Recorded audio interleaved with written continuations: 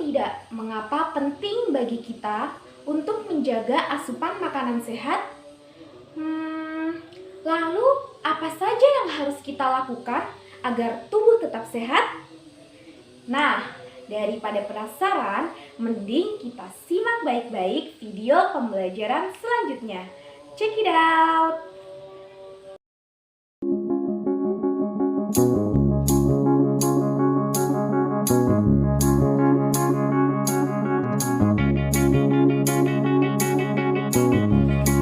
Assalamualaikum warahmatullahi wabarakatuh. Hai teman-teman pembelajar inspiratif, bagaimana kabar kalian semua? Semoga senantiasa sehat ya. Nah, berjumpa lagi dengan Kak Fauzia di sini. Di sini Kakak selaku fasilitator Laboratorium Multimedia Pembelajaran Fakultas Ilmu Tarbiyah dan Keguruan UIN Sunan Kalijaga Yogyakarta. Nah, masih semangat kan buat belajar? Namun, sebelum kita mulai pembelajaran pada kali ini, baiknya kita berdoa terlebih dahulu. Berdoa dimulai. Bismillahirrahmanirrahim. Raditu billahi rabba wa bil islami dina wa bi Muhammadin sallallahu alaihi wasallam nabiyyan wa rasula. Rabbi zidni ilma warzuqni fahma. Amin ya rabbal alamin. Nah, pada kesempatan kali ini, bersama-sama kita akan mempelajari mengenai manfaat asupan makanan sehat atau pentingnya menjaga asupan makanan sehat.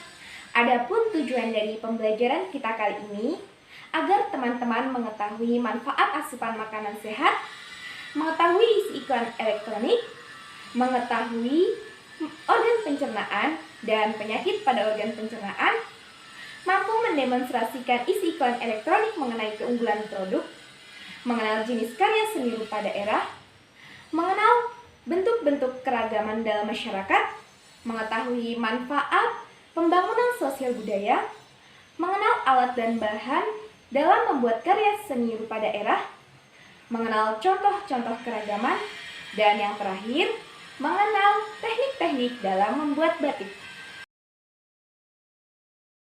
Apa sih yang dimaksud asupan makanan sehat? Asupan makanan sehat adalah asupan makanan yang seharusnya mengandung beragam nutrisi yang diperlukan oleh tubuh. Asupan makanan sehat itu bisa berupa buah-buahan, sayuran, vitamin, makanan 4 sehat, 5 sempurna. Nah, banyak sekali loh manfaat apabila kita mengonsumsi makanan sehat.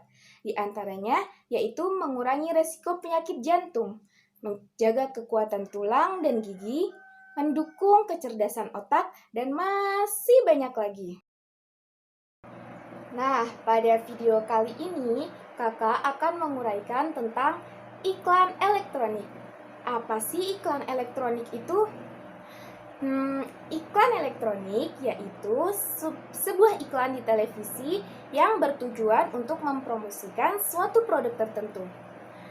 Yaps, biasanya isi dari iklan elektronik itu yaitu menjabarkan suatu keunggulan produk tertentu.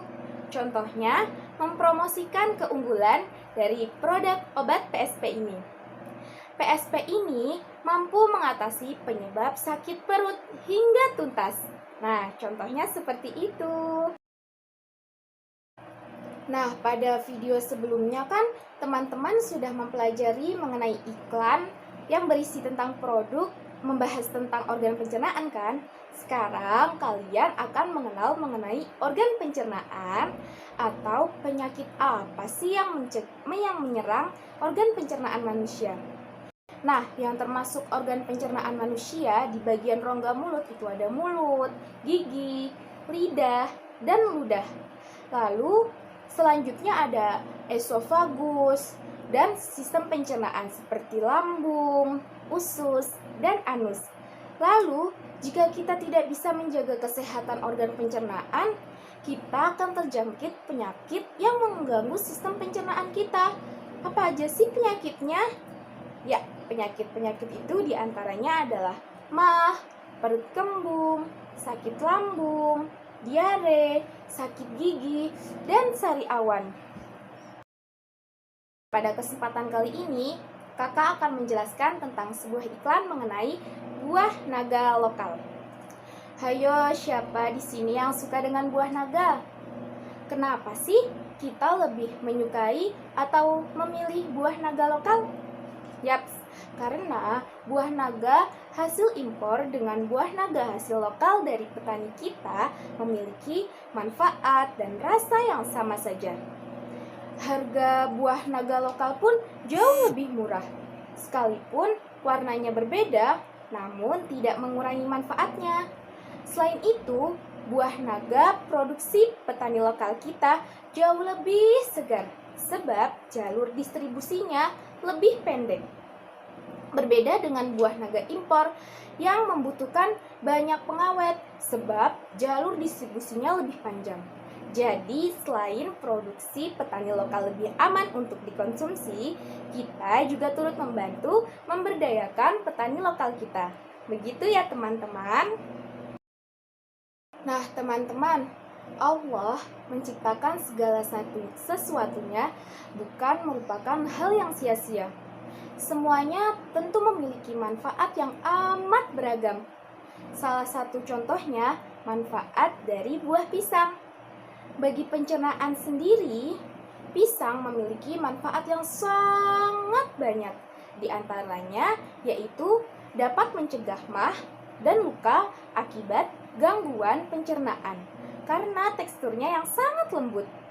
Lalu, pisang dapat menetralisir iritasi pada bagian dalam perut. Yang ketiga, daging buah pisang yang lembut melapisi dinding-dinding lambung dan usus sehingga dapat menjadi lapisan anti radang. Dan yang terakhir, pisang sangat membantu bagi mereka yang mengalami masalah peradangan lambung atau usus. Wow, banyak sekali bukan manfaat dari buah pisang?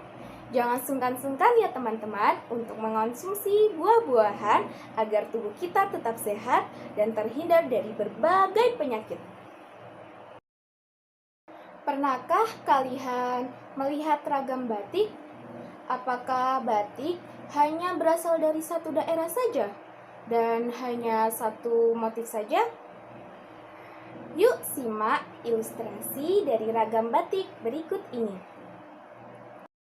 Jawa Tengah merupakan daerah penghasil batik terbesar di Nusantara. Batik Jawa Tengah memiliki corak yang khas. Daerah penghasil batik di Jawa Tengah yang paling menonjol adalah Pekalongan, Solo, dan Semarang. Pusat penghasil batik terkenal lainnya adalah Yogyakarta. Batik Yogyakarta dan Solo lebih banyak didominasi warna coklat dan warna biru tua. Untuk motif batik Yogyakarta sendiri ada bermacam-macam seperti motif parang, babon angrem, dan wahyu tumurun. Namun, batik Pekalongan memiliki ciri pesisir dengan corak yang khas. Coraknya yang banyak mendapat pengaruh dari Cina yang dinamis, kaya akan warna. Batik Pekalongan banyak didominasi oleh motif bunga. Untuk batik Semarang banyak didominasi warna coklat, kuning, hijau, hitam dengan motif alam seperti bunga, daun, dan burung. Begitu ya teman-teman. Dari ilustrasi tersebut, kita sudah mengetahui ragam batik. Nah, kesimpulannya, batik tidak hanya berasal dari satu daerah saja dan tidak memiliki satu motif dan corak saja. Teman-teman tahu nggak sih mengenai organisasi Perkumpulan Petani Pemakai Air atau disingkat P3A? Nah, biar sama-sama mengetahui, yuk simak penjelasan dalam video kali ini. Organisasi Perkumpulan Petani Pemakaian Air atau P3A ialah organisasi yang menjadi wadah untuk para petani, dalam melakukan irigasi berdasarkan kebutuhannya serta sesuai dengan norma dan nilai yang berkembang secara spesifik di daerah masing-masing. Kira-kira apa sih manfaat dari organisasi P3A tersebut? Adapun manfaat dari organisasi P3A adalah menampung masalah dan aspirasi petani yang berhubungan dengan air untuk tanaman dan bercocok tanam, menjadi wadah bertemunya petani untuk saling bertukar pikiran dan curah pendapat, berperan dalam pengembangan dan pengelolaan sistem irigasi. Nah, dari penjelasan tadi sudah tahu kan mengenai organisasi P3A dan manfaatnya? Karena ini merupakan warisan dari budaya dari generasi sebelumnya. Yuk teman-teman, sama-sama kita turut melestarikan budaya dari generasi nenek moyang kita. Bersama-sama kita akan mengetahui apa saja sih yang dibutuhkan dalam membuat sebuah iklan. Karena pada video sebelumnya kita sudah pernah kan belajar tentang iklan elektronik. Yang pertama, tentukan dulu judul dari iklan tersebut. Lalu, tentukan akan seperti apa karakter tokoh pada iklan yang kita buat. Lalu, yang terakhir, kita harus membuat naskah iklan. Simpel kan teman-teman? Yuk mencoba. Teman-teman tentu masih ingat bukan? Pada video sebelumnya, kita sudah membahas tentang rancangan dalam membuat iklan. Masih ingat kan? Nah, pada kesempatan kali ini, kita akan mengulas hal penting apa saja dalam pembuatan iklan elektronik, yaitu storyboard. Storyboard. Nah, apa sih storyboard itu? Storyboard merupakan alat bantu yang berbentuk sketsa gambar dan disusun secara berurutan sesuai naskah. Dengan bantuan storyboard, kita dapat menyampaikan ide cerita dengan mudah kepada orang lain. Hal ini sangat penting agar setiap pihak yang berperan dalam pembuatan iklan memiliki pengertian sama dengan apa yang kita kehendaki. Bagaimana? Sudah ada gambaran kan mengenai apa itu storyboard? Pernahkah kalian membatik? Apa saja sih peralatan yang digunakan untuk membatik itu? Nah, di sini perhatikan gambar berikut ini ya teman-teman. Dalam membuat batik atau suatu karya seni daerah batik, ada berbagai peralatan yang kita perlukan, yaitu ada kain mori, canting, malam atau lilin batik, zat pewarna, kompor kecil, gawangan, dingklik, bandul, taplak, meja kayu, dan sederhananya seperti itu. Nah, sederhana bukan?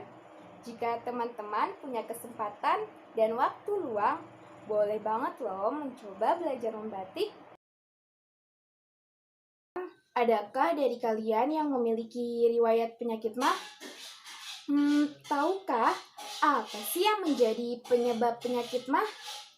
Daripada penasaran, yuk langsung saja kita simak video kali ini dengan seksama. Biasanya, mah disebabkan oleh berbagai faktor, di antaranya terlalu banyak mengonsumsi kafein, alkohol, dan minuman bersoda. Selain itu, mah juga dapat kambuh apabila si penderita terlalu sering mengonsumsi makanan pedas, berlemak, dan berminyak. Bahkan, makan terlalu cepat pun dan terlalu banyak dapat memicu mah kambuh loh. Oh iya, faktor terlalu stres pun bisa menjadi penyebab mah. Hayo, siapa yang suka makan makanan pedas, berlemak, dan berminyak? Boleh mengonsumsi makanan yang tadi kakak sebutkan, tapi ingat, jangan berlebihan dan jangan terlalu sering ya. Yuk, sayangi organ pencernaan kita. Teman-teman tentu sudah mengetahui kan bahwa batik tidak hanya berasal dari satu daerah saja, misalnya Pulau Jawa. Namun batik juga berasal dari daerah lain dengan ciri khasnya masing-masing. Yang pertama ada batik Bali. Yang kedua, batik Kalimantan. Yang ketiga, batik Minangkabau. Yang keempat, batik Toraja. Yang kelima, batik Flores. Yang keenam, batik Halmahera. Dan yang ketujuh, ada batik Papua. Nah, keragaman corak batik Nusantara ini merupakan kekayaan yang tak ternilai bagi Indonesia. Corak batik yang beragam motif dan warnanya tidak hanya menampilkan keindahan dan keunikan tersendiri, tetapi juga mengandung makna-makna hidup yang luar biasa. Oleh karena itu, sudah sepatutnya kita sebagai bagian dari Indonesia yang merupakan negeri dengan beribu kekayaan harus bangga terhadap apa yang kita punya. Teman-teman, sekarang waktunya kalian mendemonstrasikan rancangan iklan yang telah kalian buat sebelumnya. Nah, dalam mendemonstrasikan sebuah iklan, ada beberapa hal yang perlu kalian perhatikan. Dengarkan dan simak baik-baik ya. Yang pertama, menggunakan suara yang lantang, keras, dan tegas. Yang kedua, menggunakan artikulasi yang jelas dan tidak menggumam. Lalu, menggunakan kontak mata dengan penonton. Kemudian, tidak menghalangi pandangan mata penonton. Tampil penuh percaya diri, menggunakan perlengkapan pendukung iklan, menjadikan sketsa gambar sesuai dengan naskah sebagai pedoman berakting. Hafal dengan naskah yang akan dibawakan. Nah, semoga teman-teman semua bisa mempraktekkan dengan baik ya. Nah, sebelumnya kita kan telah mempelajari tentang alat atau bahan untuk membuat batik kan? Sekarang waktunya kita mengetahui bagaimana sih teknik ataupun langkah-langkah membuat batik. Yuk simak baik-baik langkah-langkahnya. Pertama, bentangkan kain mori di atas permukaan rata. Kedua, panaskan lilin dengan menggunakan loyang khusus. Lalu, letakkan loyang di atas kompor. Kemudian, celupkan canting cap ke dalam lilin, lalu capkan ke atas kain. Dan yang terakhir, tekan dengan kuat agar lilin meresap ke dalam pori-pori kain. Selesai! Begitulah teknik dalam membatik pada video kali ini. Bagaimana? Tertarik tidak teman-teman untuk membuat batik? Nah, semangat melestarikan budaya Indonesia ya teman-teman.